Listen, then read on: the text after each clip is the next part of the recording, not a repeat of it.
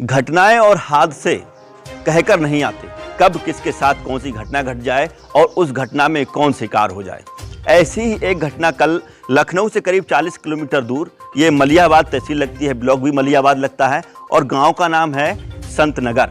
यहाँ पर इनके घर में ये आग लगी थी और इसमें करीब 2.5 साल की बच्ची पायल, जो आगे हम आपको दिखाएं कि वो सो रही थी, आगे हम और बढ़ के आगे दिखाएं क्योंकि ये कच्ची झोपड़ी है जहां इनको आवास की जरूरत है, लेकिन आवास इनके पास अभी नहीं है। चारों तरफ से आप देख सकते हैं मिट्टी की दीवारें हैं और ऊपर से घास फूस की झोपड़ी पड़ी हुई थी। सामने विद्युत विभाग का मीटर लगा हुआ था। इस तख्त पर बच्ची सो रही थी जो जल चुका है। अब हम बात कर लें कि किस तरीके से ये घटना हुई, क्योंकि घटना तो घट गई। तमाम मीडिया वालों ने ना जाने क्या क्या लिखा। किसी ने लिखा कि कमरे के अंदर तख्त पड़ा हुआ था, तो ना ही यहाँ कमरा है। रसोई घर में बताया गया सिलेंडर रखा था, जो सिलेंडर फटने के बाद और आग ने विकराल रूप ले लिया। तो रसोई घर भी हमको नहीं लग रहा कि कहीं रसोई घर होगा। तमाम प्रतिष्ठित समाचार पत्रों ने ऐसे शब्दों का इस्तेमाल किया।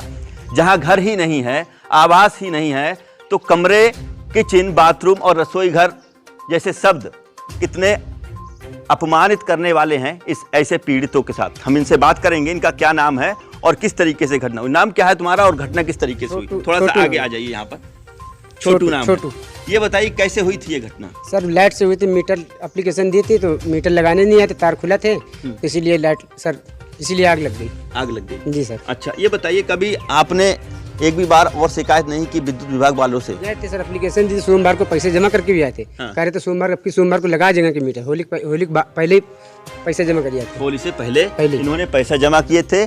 मीटर के तार खुले हुए थे जिसकी वजह से बता रहे हैं आग लगी है। हाँ, मतलब विद्युत विभाग के जो कर्मचारी उनकी वजह से आग लगी। हाँ, उनकी वजह से आग लगी। वो कह रहे थे सोमवार को लगा देंगे, लेकिन लगाने नहीं है मीटर। ऐसे चलाओ, ऐसे चलाओ। अच्छा, हम कोई आवे अधिकारी तो हमसे बात करा देना। कोई परेशानी तुमको नहीं होगी। अच्छा, तुम कहाँ गए थे? हम लखनऊ गए थे काम पे। लखनऊ ये काम पे गए हुए थे? दिन दिहाड़ी करते हैं?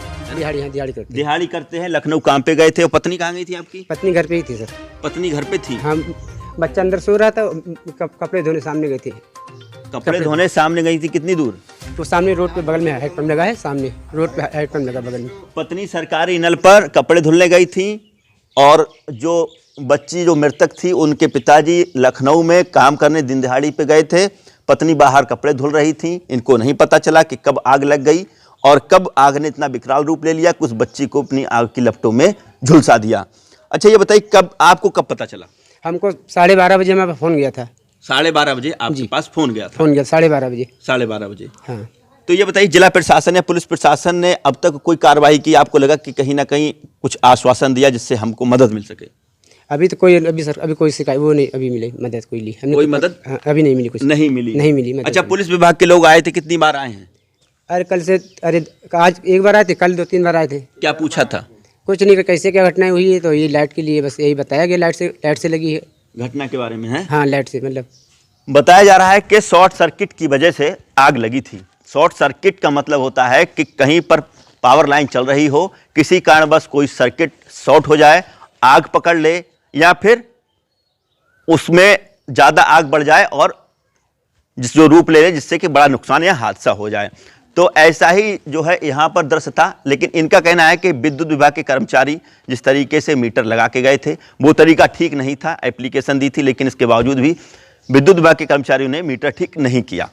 अब बात कर लेते हैं कि इनको अब तक किस तरीके की आर्थिक मदद जिला प्रशासन की तरफ से मिली। अब तक की तो बात यह थी कि विद्युत विभाग के लोगों ने लापरवाही की। इस लापरवाही की वजह से उस बच्ची की जो 2.5 साल की बच्ची पायल थी उसकी मौत हुई, जल गई, जो कि किसी कोई बचा नहीं पाया। आनन फानन में लोगों ने पानी से आग बुझाई थी। आप देख ही रहे हैं चारों तरफ से दीवारें कल तक पानी के छींटे से भीग हुई हैं। अब ऐसे में बचा कोई नहीं पाया, वो बच्ची को नीचे तक पानी गया है। अब बात कर लेते हैं इनको किस तरीके से राहत दी जाए।